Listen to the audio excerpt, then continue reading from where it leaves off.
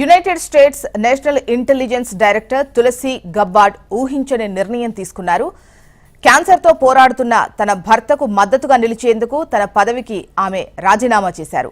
ఈ మేరకు అమెరికా అధ్యక్షుడు ట్రంప్కు పంపిన రాజీనామా లేఖను తులసి గబ్బార్డ్ ఎక్స్ వేదికగా పంచుకున్నారు. తులసి భర్త అబ్రహం ఇటీవల ఒక అరుదైన బోన్ క్యాన్సర్ బారిన పడ్డారు. ఈ నేపథ్యంలో జూన్ 30 నుంచి తన రాజీనామా అమలులోకి వస్తుందని ఆమె స్పష్టం చేశారు. తన భర్త అబ్రహంకు ఇటీవల అత్యంత అరుదైన బోన్ క్యాన్సర్ ఉన్నట్లు నిర్ధారణ అయిందని, రాబోయే రోజుల్లో ఆయన ఎన్నో సవాళ్లను, కఠినమైన చికిత్సలను ఎదుర్కోవాల్సి ఉందని పేర్కొన్నారు.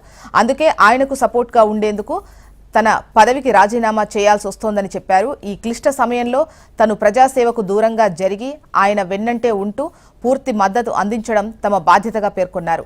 తనపై నమ్మకముంచి office of the director of national intelligence కు నాయకత్వం వహించే అవకాశం కల్పించినందుకు ప్రెసిడెంట్ ట్రంప్ కు ధన్యవాదాలు అని తన రాజీనామా లేఖలో గబ్బార్డ్ పేర్కొన్నారు. కాగా గబ్బార్డ్ గైర్హాజరీలో జాతీయ నిఘా సంస్థ తాత్కాలిక సంచాలకుడిగా ఆరోన్ లూకాస్ వ్యవహరిస్తారని ట్రంప్ ప్రకటించారు.